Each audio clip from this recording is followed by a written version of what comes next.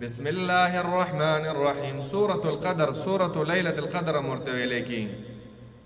سورة القدر کے مخکم بیان شو قرآن لولی او په دې صورت کې وسه د قرآن عظمت بیانېږي چې قرآن ډېر عظیم کتاب دی. په کومه شپه چې نازل شوی دی هغه شپه کې عبادت کول د زرو میاشتو د عبادت نه غوره دی. لیلة القدر شپه.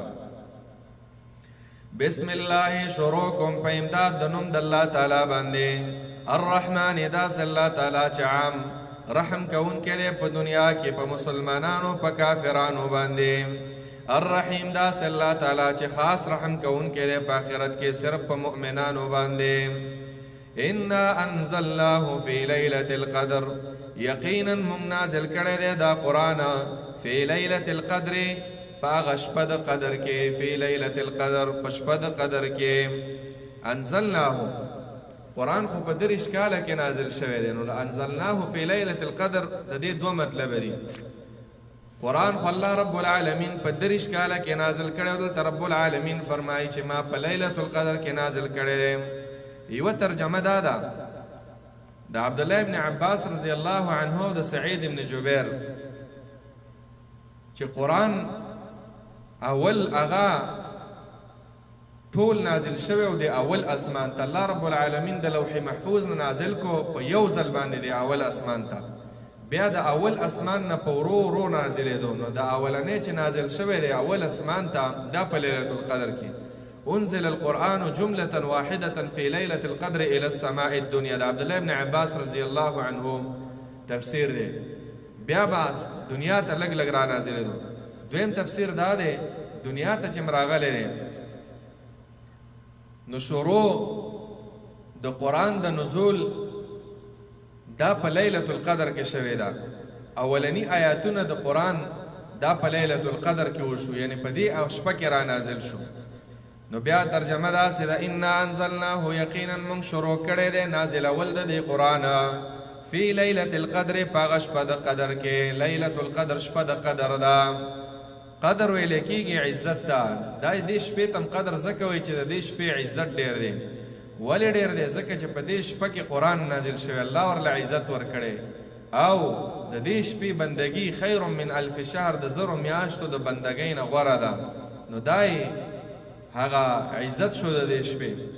دویم قدر تقدیر ته ویل کېږي. په دې شپه کې الله تعالی ملائکو ته د یو کال تقدیر او فیصلې سپاري چې د را روان کال دا فیصلې. فیها یفرقو په سورة الدخان کې راغلی.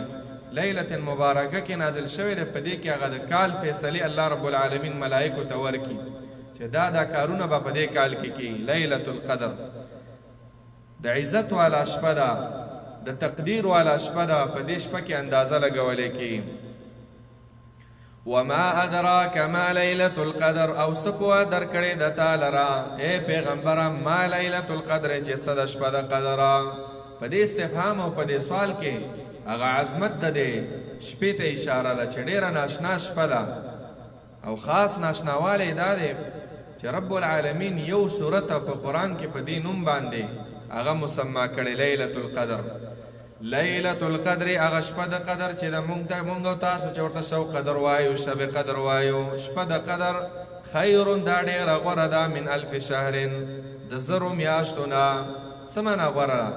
یعنی د زرو میاشتو بندګي کول د هغې نه غوره ده چې په دې شپه کې سړی بندګي وکړي. بندګي د دې شپې دا ده چې په دې کې سجدې ډېرې کوه، په دې شپه کې عبادتونه ډېر وکړه، صدقات ډېر وکړه، خیر ښېګړې ډېرې وکړه. په دې شپه کې شپه تقسیم کوه، ټول خیرونه پکې شامل دي دې شپې ته. نبی علیه الصلاة والسلام بم د دې شپې ډېر اهتمام کوه. د اخرنۍ لس شپې دا ټولې به یې روڼولې.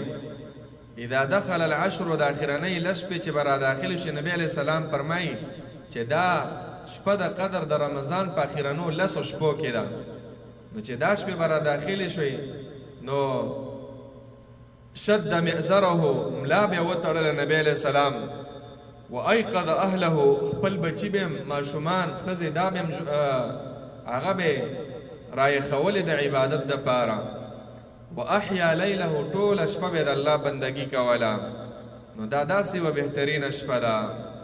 خوش قسمت دی هغه انسان چې په دې شپو کې عبادت کړي د الله بندګي کړي دا او بے خیره دی هغه انسان چې د دې شپې د عبادت نه محروم شو د زرو میاشتو نه تقریبا 83 کاله جوړیږي نو د 83 کالو د عبادت نه دا غوره ده چې سړی په دې شپه کې عبادت وکړي الله درله فری اجرونه درکوي تنزل الملائکة را کوزیږي ملائک والروح او روح نه مراد جبرائیل امین هم را کوزیږي په دې شپه کې فیها په دې شپه کې باذن ربهم په حکم د رب د دوی سره من کل امر د هر کار په باره کې یعنی دا شپه د قدر یو وجه طب علماء دا ویلي لیلة القدر قدر تنګوالی ته وایي تنګوالی نو په دې شپه باندې ټول ملائک راکته شي تر دې چې په دې ځمکه کې ځای نه وي ځمکه تنګه شي دونه خیرونه دونه رحمتونه هغه رانازلېږي ولې وجه دا ده چې په دې شپه کې قرآن نازل شوی دی دا د خیرونو کتاب هغه نازل شوی دی